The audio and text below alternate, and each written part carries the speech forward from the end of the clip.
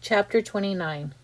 It seemed like a long time before the seagulls were able to pull the peach away from that horrible rainbow cloud.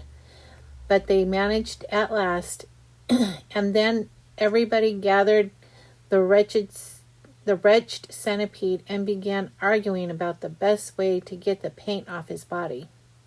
He really did look like a sight. He was purple all over, and now the paint was beginning to dry and harden. He was forced to sit very stiff and upright, as though he were encased in cement. All 42 of his legs were sticking out straight in front of him like rods. He tried to say something, but his lips wouldn't move. All he could do now was make gurgling noises in his throat. The old green grasshopper reached out and touched him carefully on the stomach. "But how could it possibly have dried so quickly?" he asked. "It's rainbow paint," James answered. "Rainbow paint dries very quick and very hard." "I detest paint," Miss Spider announced. "It frightens me. It reminds me of Aunt Spiker, the late Aunt Spiker, I mean, because the last time she painted her kitchen ceiling, my poor darling grandmother stepped into it by mistake, and it was still wet, and there she was stuck. And all through the night, we could hear her calling to us, saying, 'Help, help, help!' And it was heartbreaking to listen to her. But what could we do?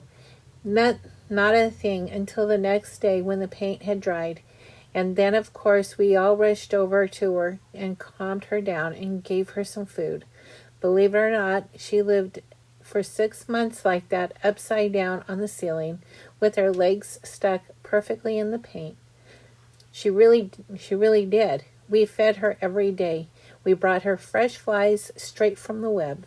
But then on the 26th of April last, late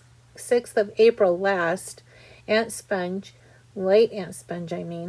happened to glance up at the ceiling and spotted her. "Ah, Spider!" she cried. "A disgusting spider! Quick, fetch me the mop with the long handle." And then, oh, it was awful. I can't bear to think of it. Miss Spider wiped away a tear and looked sadly at the centipede. "You poor thing," she murmured. "I do feel sorry for you." "It'll never come off," the earthworm said brightly. "Our centipede will never move again. He will turn into a statue, and we will be able to put him in the middle of the lawn with a bird bath on top of his head. We could try peeling him like a banana," the old green grasshopper suggested, "or rubbing him with sandpaper," the ladybug said. "Now, if he stuck out his tongue," the earthworm said, smiling a little for perhaps the first time in his life, "if he stuck it out really far, then we could catch hold of it and start pulling.